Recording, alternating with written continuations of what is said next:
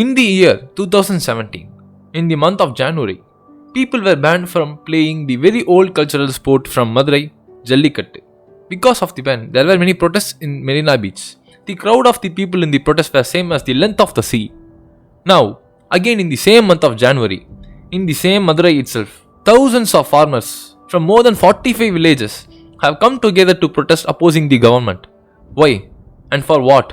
Is this an incident where history repeats again? We'll see.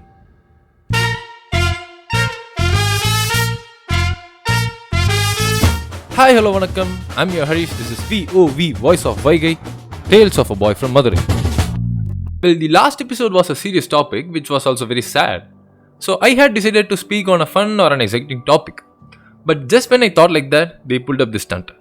It's one thing pulling up this stunt, but they pulled up this in my place, in the banks of Vaigai. And how can I not talk about this topic with owning a podcast named Voice of Vaigai? So, in this episode will be the original Voice of Vaigai. To say more, this is the actual voice from Vaigai. So, coming to the topic, what actually happened was, in Madurai and around 45 villages around Madurai, all farmers who are the creators of the food we eat daily protested walking in the road continuously for a distance of 25 kilometers, creating a lot of traffic and in front of the government offices opposing government.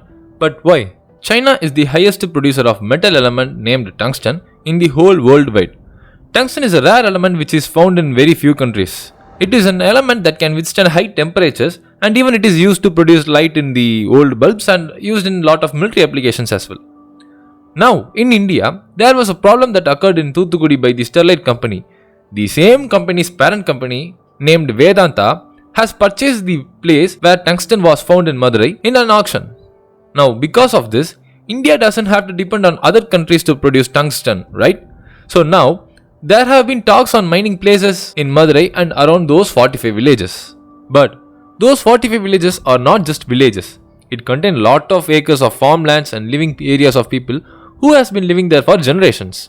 But more than that, there are a lot of Tamil inscriptions dating 2300 years back, cave inscriptions, summoner caves, and lot of places and things that contains the history of Tamilians are there in the places where tungsten has been found. There are also rare species of vegetation and living beings like 7 mountain ranges with various types of trees, 200 natural water fountains, 72 lakes, 250 plus species of birds, rare species of animals like goat, deer, and much more are present there.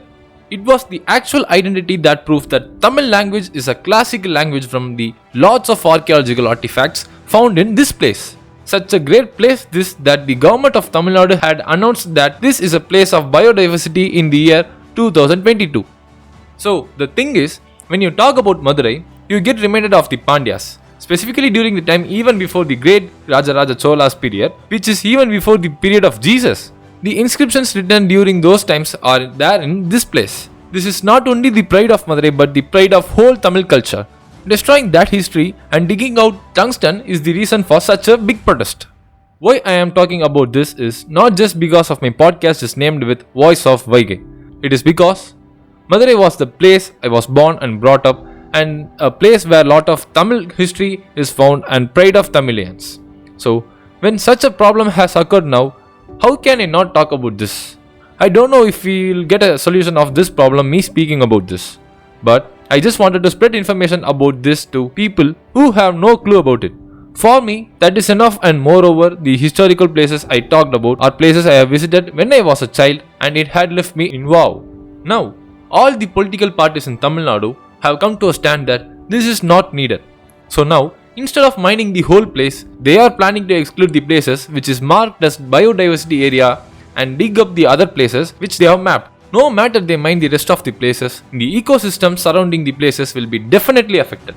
Also, if they leave the biodiversity marked places, it still affects the people who have lived there for generations, almost for 1000 years, which will lead their lives to a question mark. They will have to leave the place where they have born and brought up, which is not totally necessary. Hence, people are continuing to protest. Just as I told earlier in the pre-intro about the protest that brought whole Tamil people together for removing the ban of Jallikattu in Madurai, I end this episode by having hope that a revolution starts for this and we come to a good solution for this problem too. So that's it for today. I'll come back with another episode next week. Until then, bye from Harish.